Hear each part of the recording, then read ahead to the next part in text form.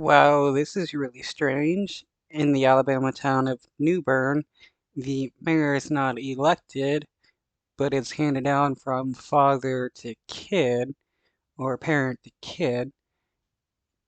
So basically, it's a dictatorship of this town, and the first black mayor to be elected gets locked out, which is no surprise. Alabama is a pretty racist state.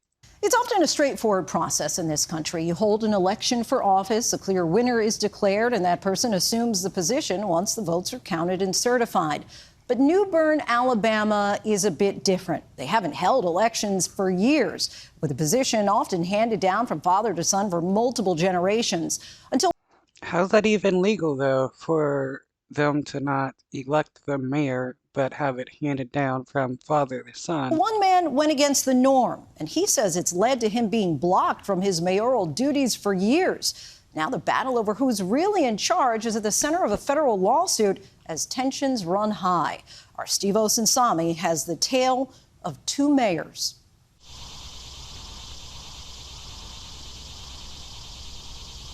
New Bern, Alabama is one of those small places in America where you'll find nearly a dozen churches to worship the Lord, but not a single grocery store. It's barely a mile long with about 200 people, an old cotton town where the history of slavery still lives deep in the soil. Oh, no, yeah, definitely no surprise here why they locked out the first black mayor.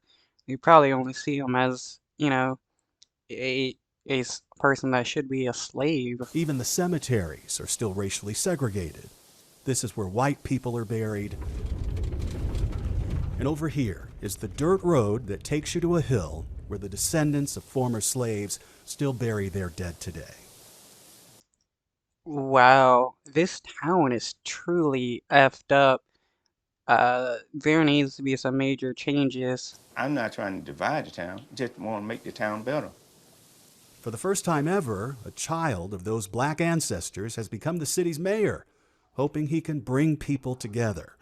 But in a lawsuit he's filed in federal court, he says that some of his white neighbors have kept him from the job and locked him out of office. And he's seen here arguing with one of them outside the building, a city clerk who he and his black voters tried to persuade to their side but failed. What you're doing is unjust. No, it's not. It is. It's absolutely unjust. It's unjust by this gentleman and it's unjust by the people of this town. The federal government definitely needs to step in and handle this situation. Uh, what these racist white people are doing is definitely unconstitutional. It's preventing people who have voted and elected this person into office from this dude from being able to do his duties and the people from actually having their vote heard. Do you feel cheated? Oh, yeah.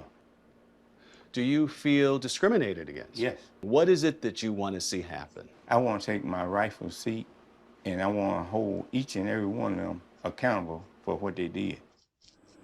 56-year-old Patrick Braxton was born and raised here and became the city's first black mayor in 2020 when he quietly filed the paperwork at this county courthouse to run for the position. Up until that year, no one had ever officially put in for the job. How many years? He probably won because nobody voted besides a few people because the position was never voted upon, just, a dictatorship of father to son. Has this place gone without an election? I think they said about 60 something. So then how was the mayor decided here? Just hand it down, hand it down. And let me guess, what was the race of this mayor in this town? What's it always been? White. Yeah, every single time. Yes. The mayor at the time was this man, Haywood Stokes III. His father, Haywood Stokes Jr., who died 10 years ago, was the mayor before. And in a response to the federal lawsuit, he and his lawyers admit that the town of New Bern has not held an election for years prior to decide who leads their city. How is that even legal to not have an election to decide who is the mayor? Uh, Again, the federal government definitely needs to step in and really handle this situation. But they deny that there's any racism or a conspiracy here to keep black people out of office. He and Patrick Braxton are both volunteers at the fire station on Main Street. They've known each other for more than a decade.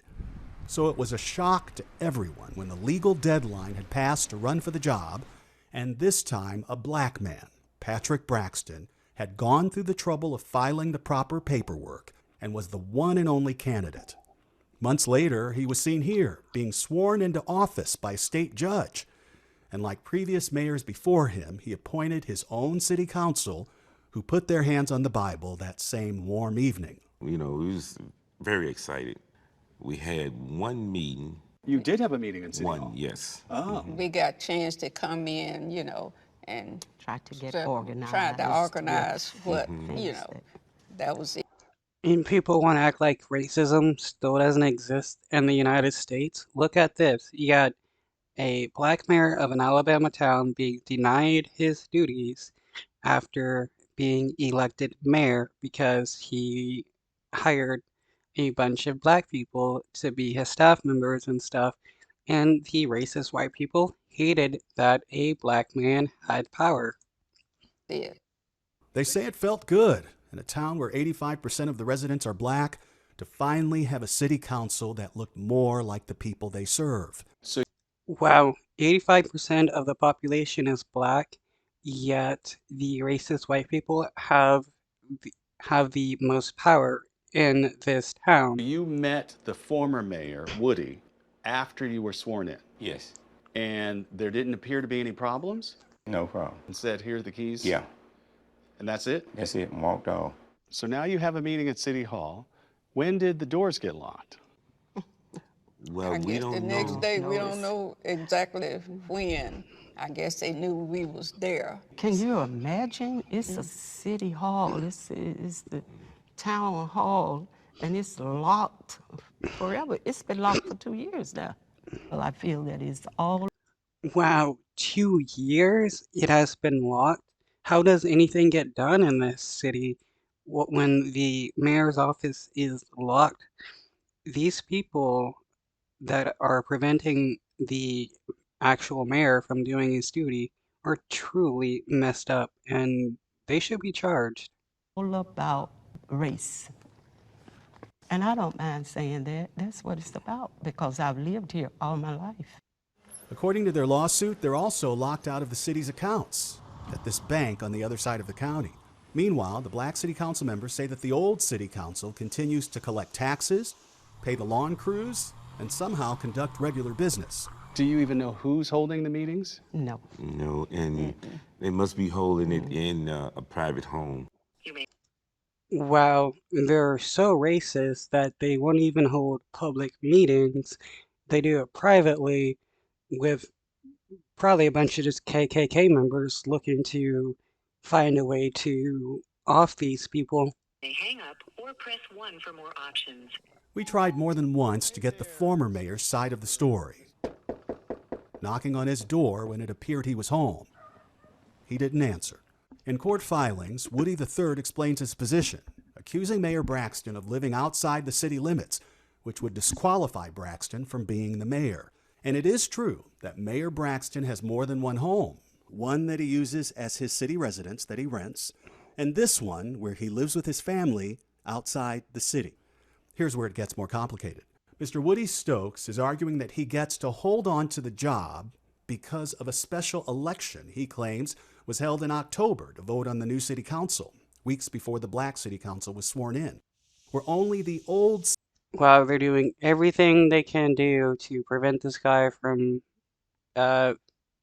actually being mayor and the black citizens having their vote heard because they just hate black people having some kind of representation. city council members qualified to run, and because of that, kept their jobs. He says his old city council put him back in charge. But in his lawsuit, Mayor Braxton says that his side didn't even know that a special election was happening, and says that if it did, it was no good, saying that it took place in secret and that no notice of a special election was ever published. Yeah, elections don't count if they're held privately because that means not everybody gets to vote. Y'all just need to go on and leave us alone. There's not a story here. We went to the Mercantile Store, a small diner across the street from the town hall, a place that black residents say is ground zero for Mayor Braxton's opposition. We were told to leave the room. You just need to go on and leave something. It's going to be a black and white thing, and y'all know it. Yeah, because these people know that they're racist and they don't want to talk to black men about how racist they are. If you're living and you're working here, someone can make your life living hell. It can really affect you, your family. You will be quiet. On our walk with the mayor, the few white residents we met who support him were only comfortable telling us so off camera. You see what I've been trying to tell you? Yeah. Yeah. I mean, if racist white people truly believe that they're like the master race and stuff, why don't they all just move to like Antarctica or like somewhere in the middle of a desert and then recreate civilization?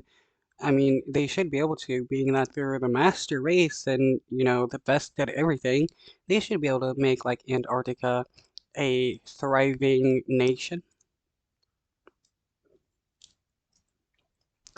That people are afraid. Yeah. Of what? I don't know what it is. They friends, who gonna stop speaking to them? One small exception was the kind woman working at the town's new library who didn't really want to take a side. I think it's very unfortunate for the town of New Bern to have to go through this conflict, and I'm hoping that people will listen to each other and be graceful with each other and come together as the New Bern community. She's kind of naive, not understanding that racist people are racist because they hate a person just because of their skin tone. Laquina Lewis has become sort of a political activist who works with the mayor. Who's everyone afraid of around here? You tell me. Power, the power structure. These Yeah, racist white people don't like the idea of not having power to be able to dictate the lives of black people and brown people. That's why the right wing is always nostalgic for like the 1920s, 30s, and 40s when white people could just murder black people and get away with it. These are some of the frightening letters filled with racial slurs that she says she's gotten in the mail. This is why I just can't say it's not race. I received a lot of hate mail that. Wow, getting pictures of lynchings. Yeah, these people are truly racist. Honestly, the government should probably come down on all of Alabama and force them to be better. That reference lynchings and name calling, reference my children. So this is personal for me, and this is serious. This isn't a game. And obviously, Right-wingers claim to care about kids unless it's black and brown kids. Then those people have no value to them. people want it to go away. One of the white residents who we saw in the restaurant, he said, you know, you guys are just going to make it about race. What do you say to that? Look at the deck of cards. It's not necessarily about race, but we have to admit and be honest that race does play a small factor. No, race plays a big factor. When 85% of the population is black but aren't represented, and when they do get some kind of represented or denied that representation, it's all about race. In this. I feel so guilty. Really, I do. Because we have allowed this to happen to us for years and years. No, I feel bad for her. She hasn't allowed anything to happen. All this has been forced upon her and the other black people in this community. We allowed it to happen. I've never known a black man, even if it was a white man, being elected mayor here in New Bern. I've never known that. And we should have said something, done something, see could we get some help from somewhere, but we didn't. Why? And that's what I asked myself, why? The mayor, who according to a state court is still this man, wants the state or federal court to come to town and make things right. But if they don't, he says he's not going away. and that there will be a real election when his term is up. He has big hopes to finally bring in a grocery store. It's high time, he says, for black folks in small towns like his to start claiming a little more agency over their own lives. It has to disappoint you that it's along racial lines. Yes. Because I had one little lady told me the town wasn't ready for a black male. Someone told you that? Yeah. Was it a white lady who Yes. told you that? Well, they're not ready for a person of a different skin tone to have some kind of authority in their town. How backwaters can you be to be unable to accept somebody of a different skin tone having a position in your town? The town wasn't ready for a black man. Yes. What did you say to her? They better get ready. Because I'm him. This is like when people claim that, the United States wasn't ready for black people to have rights or for slaves to be freed people.